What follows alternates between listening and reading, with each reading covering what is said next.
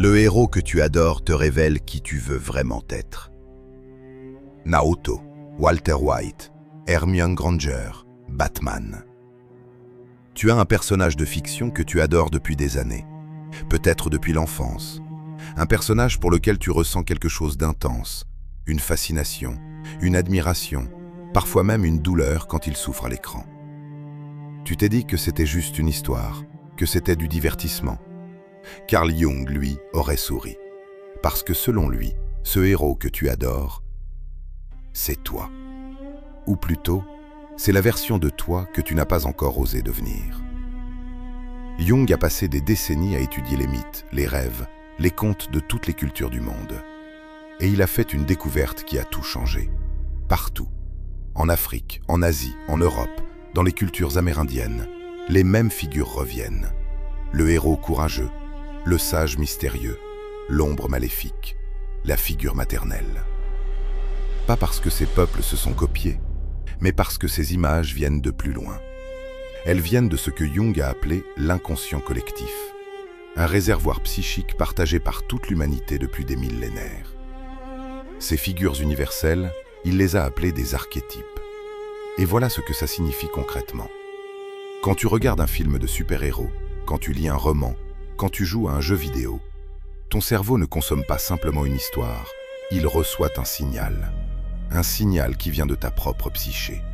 Un appel. Maintenant, la partie qui va peut-être te déranger. Jung pensait que tu n'es pas attiré par un personnage par hasard.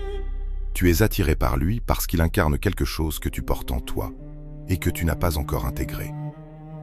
Prenons des exemples concrets. Tu adores Batman, l'homme qui transforme sa douleur en force, qui opère seul dans l'ombre, qui refuse d'être sauvé par quelqu'un d'autre. Ce n'est pas un hasard si tu l'adores, c'est parce qu'une partie de toi veut exactement ça, transcender ta souffrance. Mais peut-être que tu n'as pas encore osé. Tu adores Hermione, obsédée par la connaissance, qui prouve sa valeur à coups de travail et de compétences. Tu reconnais là quelque chose, un besoin d'être pris au sérieux, un besoin de prouver ta valeur par l'intelligence.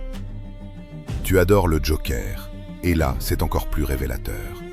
Parce que le Joker représente l'archétype de l'ombre, la partie de toi qui en a assez des règles, qui veut tout brûler, qui est épuisée de faire semblant. Jung disait que ce qui nous attire intensément dans la fiction, c'est exactement ce que nous refoulons dans la vie réelle.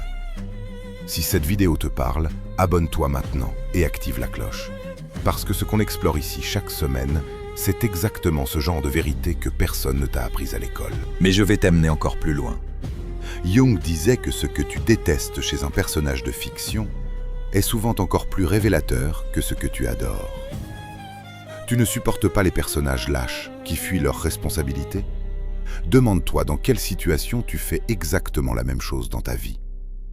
Tu détestes le personnage arrogant qui se croit supérieur aux autres. Jung t'inviterait à regarder tes propres pensées. Est-ce qu'il n'y a pas, enfoui quelque part, une arrogance que tu refoules, ou au contraire un sentiment de supériorité que tu as honte d'admettre? C'est ça le mécanisme de projection. Ton psychisme projette sur les personnages de fiction ce qu'il ne peut pas encore intégrer directement. La fiction, c'est ton inconscient qui te parle, en toute sécurité, sans que tu aies à te défendre. Alors que faire de tout ça? Jung avait un concept central, l'individuation. Le processus de devenir pleinement soi-même en intégrant toutes les parties de sa psyché, y compris les plus sombres. Et voilà ce que ça veut dire concrètement. Le héros que tu adores depuis 20 ans, c'est une carte. Une carte de qui tu pourrais devenir si tu cessais de te fuir.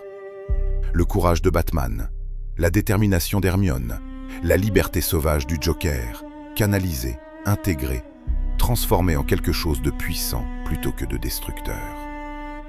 Jung ne te demande pas de devenir un personnage de fiction. Il te demande de comprendre pourquoi ce personnage t'appelle et d'aller chercher en toi ce que tu lui prêtes depuis des années.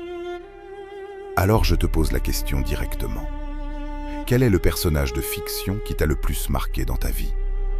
Écris-le en commentaire et demande-toi honnêtement ce qu'il dit de toi. Parce que ton inconscient, lui, il le sait déjà.